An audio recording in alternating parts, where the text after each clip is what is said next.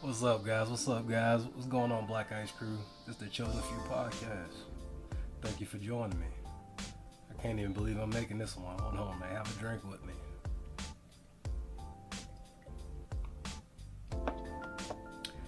All right, guys, check this out, man.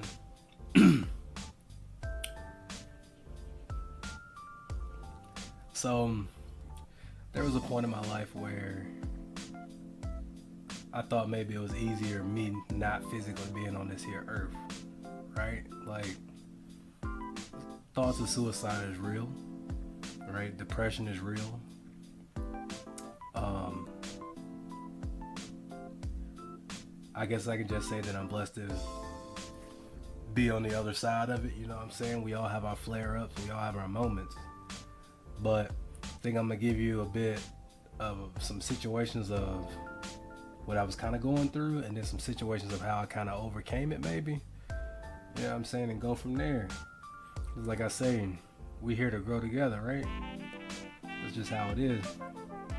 So I can remember, when I was younger, you know what I'm saying, just always in something dramatic, always in some type of trauma, dramatic type situation, shit going on left and right. It was kind of like the war zones, some Iraq type shit. Something was always going on.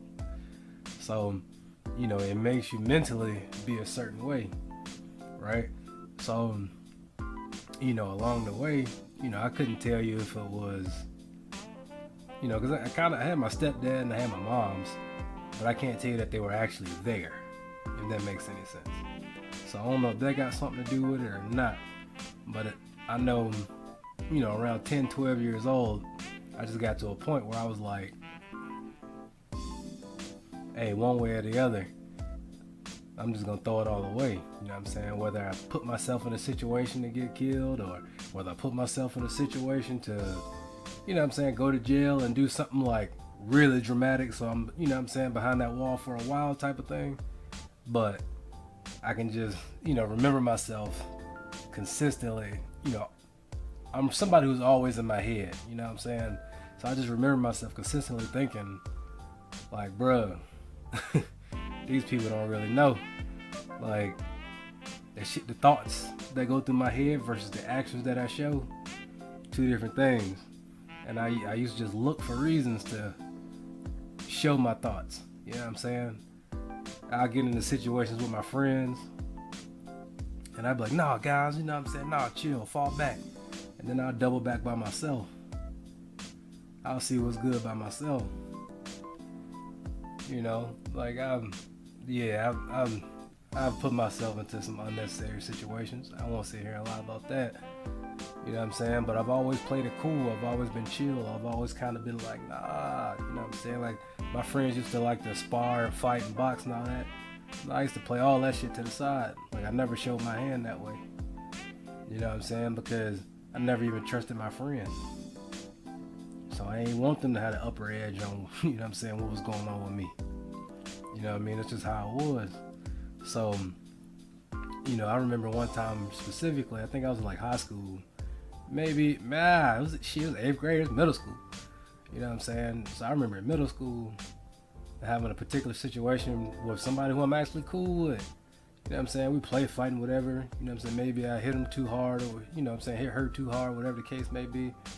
But she thought it was a good idea, you know what I'm saying, to, get her god brother on me, or whatever the case may be. And I just remember them walking down to the crib, following me from the bus stop, the whole nine. But what a lot of people don't know is, my pops gave me a gun at a very young age and told me, hey, it's a tough world out here. So I'm literally on the other side of the door that they banging on, contemplating killing this man, shooting straight through the door type shit. You know what I'm saying? And I don't really know what stopped me. I don't know if it was because I still had feelings for the person. You know what I'm saying? We were still cool. You know what I'm saying? All that good shit. I don't know. But somehow I talked myself down. Or, maybe something was telling me on the inside, hey, bro, this ain't it. If you gonna throw it away, don't throw it away over this. You feel me? So I just kind of let them beat on the door. But I promise you, for a solid 10 minutes, I had literally had the gun aimed on the other side of the door to shoot this man dead in his face. And that's just being honest. You know what I'm saying? It is what it is. But, we're still, me and that person is still cool to this day. So clearly it wasn't that big of a deal. I remember another time, let's just fast forward. I was 8th grade then, and this is just to tell you where my mindset at. 5 years ago, I found out I was having a daughter, and I was about to throw it all away again because I couldn't believe the situation that I was in. So I was like, shit, somebody gotta go. Either me, either them, something gotta go, something gotta give. And then I realized, shit, it's worth you living. You know what I'm saying? And I shout out to, Nate and Sink, because they showed me. Like, I got people along the way like Dante, Jimmy, people like that coming up to let me know that they care for me or whatever the case. But there was something about it. When I met Nate and Sink, like, Sink's a lot, me and Sink are kind of alike where, we kind of play the background a bit, but we there. And, Nate's kind of like that brother you never had type of thing. And one day I was kind of telling them what was going on, just kind of telling them what was really on my mind. And they kind of pretty much let me know, bruh, this shit ain't that deep either. Like, bro, you need to live because at the end of the day, this kid gonna need their daddy.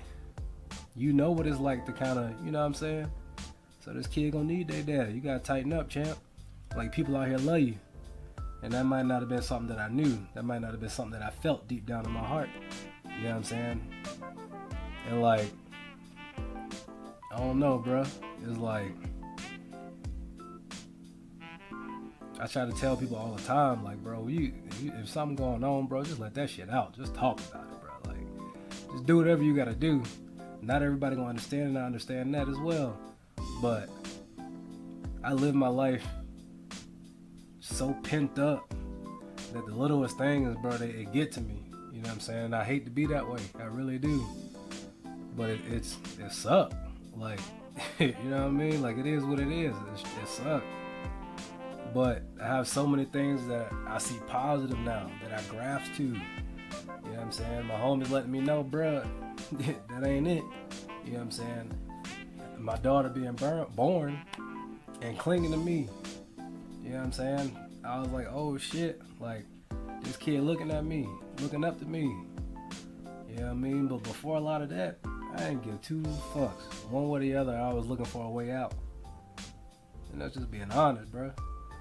You know what I mean? So, like I say, I started this podcast, chose a few podcasts because only a few gonna understand.